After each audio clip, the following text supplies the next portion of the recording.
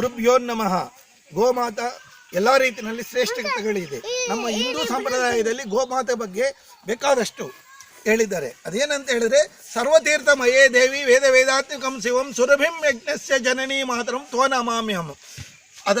ಇದರ್ಥ ನಮ್ಮ ಸರ್ವತೀರ್ಥಗಳು, ಸರ್ವ ವೇದಗಳು, ದೇವಾನುದೇವತೆಗಳು, ನಮ್ಮ ತಂದೆ ತಾಯಿ, ಪ್ರತಿಯೊಂದೂ ನಮ್ಮ ಬಂಧು ಬಳಗ ಎಲ್ಲ ರೀತಿಯಲ್ಲಿನೂ ಕೊಡುವಂಥ ಒಂದು ಅದ್ಭುತವಾದ ಶಕ್ತಿ ಇರುವಂಥದ್ದು ನಮ್ಮ ಗೋಮಾತದಲ್ಲಿ ಮಾತ್ರ. ಈ ಗೋಮಾತ ಎಲ್ಲ ವೇದಗಳಲ್ಲಿ ಆಗಲಿ, ಪುರಾಣಗಳಲ್ಲಾಗಲಿ, ಉಪನಿಷತ್ತಿನಲ್ಲಾಗಲಿ ಪ್ರತಿಯೊಂದು ಕಡೆಯೂ ಅದರದ್ದೇ ಆದ ಪ್ರಾಮುಖ್ಯತೆ, ಅದೇ ಆದ ವಿಶೇಷತೆ ಇದೆ. ನಮ್ಮ ಉದಾಹರಣೆಗೆ ನಾವು ಗೃಹ ಪ್ರವೇಶಕ್ಕಾಗಲಿ ಪ್ರತಿಯೊಂದು ವಿಶೇಷತೆಗಳಿಗೆ ನಾವು ಗೋಮನ ಆಹ್ವಾನ ಮಾಡ್ತೀವಿ. ಕಾರಣ ಇಷ್ಟೇ, ನಮಗೆ ಬೇಕಾಗಿರೋ ಶುಭಗಳನ್ನು ಸೂಚನೆ ಕೊಡುವಂಥದ್ದು ಮತ್ತು ಮಾರ್ಗದರ್ಶನ ಕೊಡುವಂಥದ್ದು ನಮ್ಮ ದೇಶೀಯ ತಳಿಗಳ ಗೋಮಾತೆ. ಇದರ ವಿಶೇಷತೆಗಳು ಮತ್ತು ಅನುಕೂಲಗಳು ಏನು ಅಂತ ಹೇಳಿದ್ದಾಗ, ನಾವು ಎಲ್ಲ ರೀತಿಯಲ್ಲಿ ಔಷಧಿ ಗುಣಗಳು ಇರುವಂಥ ಮತ್ತು ಮುಖ್ಯವಾಗಿ ಕ್ಯಾನ್ಸರ್ ಔಷಧಿನೇ ಇಲ್ಲ ಅಂತ ಹೇಳಿದ್ರು.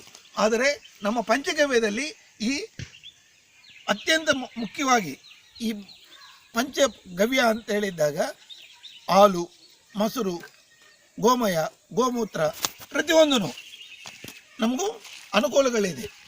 ಇವನ್ನ ನಾವು ಉಪಯೋಗಿಸಿದಾಗ ತುಂಬ ಎಲ್ಲ ರೀತಿಯಲ್ಲಿ ಕಾಯಿಲೆಗಳಿಗೂ ಔಷಧಿ ಇದೆ ಮತ್ತು ಔಷಧಿ ಗುಣಗಳಿರುವಂಥ ಔಷಧಿಗಳನ್ನ ಇದು ನಮ್ಮ ಗೋ ಸೇವನೆ ಮಾಡುತ್ತೆ. ಯಾವಾಗ ಕಟ್ಟಾಕಿದ್ದಾಗಲ್ಲ, ಕಾಡಿಗೆ ಹೋಗಿ ಅವು ಇಷ್ಟ ಬಂದಷ್ಟು ಮೇವು ತಿಂದು ಬಂದಾಗ ಮಾತ್ರ ಅದು ಸಾಧ್ಯ ಆಗುತ್ತೆ.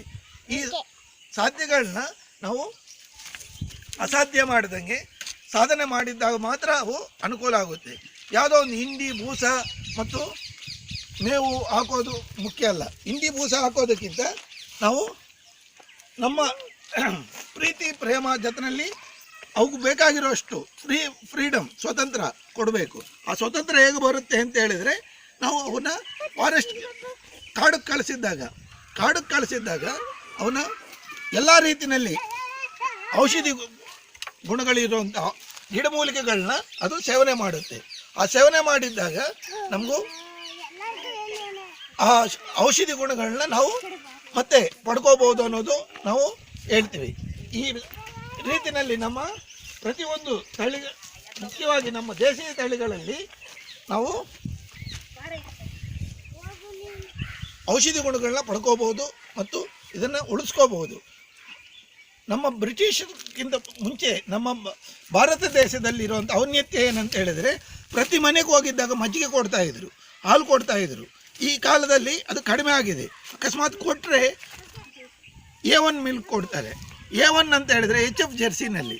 HF ಅಂತ ಹೇಳಿದಾಗ ನಮ್ಮಲ್ಲಿ ಅದು ಯಾವುದೇ ರೀತಿಯಲ್ಲಿ ಆಹಾರ ಕೊಡ್ತೀವೋ ಆ ರೀತಿ ಅದಕ್ಕೂ ಪ್ರೀತಿ ಪ್ರೇಮ ಮತ್ತು ಏನೂ ಗೊತ್ತಿಲ್ಲ. ಕರು ಇಲ್ಲ ಅಂತ ಹೇಳಿದ್ರೂ ಅದಕ್ಕೆ ಮೇವು ಕೊಟ್ಟರೆ ಸಾಕು, ಅದು ಹಾಲು ಕೊಡುತ್ತೆ. ನಮ್ಮ ಭಾರತ ದೇಶದಲ್ಲಿ ಈ ವ್ಯವಸಾಯದಲ್ಲಿನೂ ನಾವು ಪಂಚಗವ್ಯನ ಉಪಯೋಗಿಸ್ಕೋಬಹುದು. ರೋಗ ನಿರೋಧಕ ಶಕ್ತಿ ಅಲ್ಲದೆ ಭೂಮಿನಲ್ಲಿರುವಂಥ ಕಾರ್ಬನ್, ನೈಟ್ರೋಜನ್ ಎಲ್ಲನೂ ಹೆಚ್ಚು ಮಾಡಿ ನಮ್ಮ ಮಣ್ಣಿನ ಶಕ್ತಿ ಗುಣವಂತ ಮಾಡುತ್ತೆ.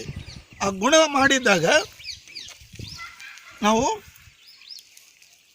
ತುಂಬ ಫಲವಂತವಾಗಿ ಸಾರವಂತವಾದ ಭೂಮಿ ತಯಾರಾಗುತ್ತೆ ಮತ್ತು ಅದನ್ನು ಎಲ್ಲ ರೀತಿಯಲ್ಲಿ ನಾವು ಪಡ್ಕೋಬಹುದು. ನಾವು ಮುಖ್ಯವಾಗಿ ನಮ್ಮ ಭಾರತ ದೇಶದ ಔನ್ನತ್ಯ ಮತ್ತು ಇದು ವಿಶೇಷತೆಗಳನ್ನ ಕಳ್ಕೊಂಡಿದ್ದೀವಿ.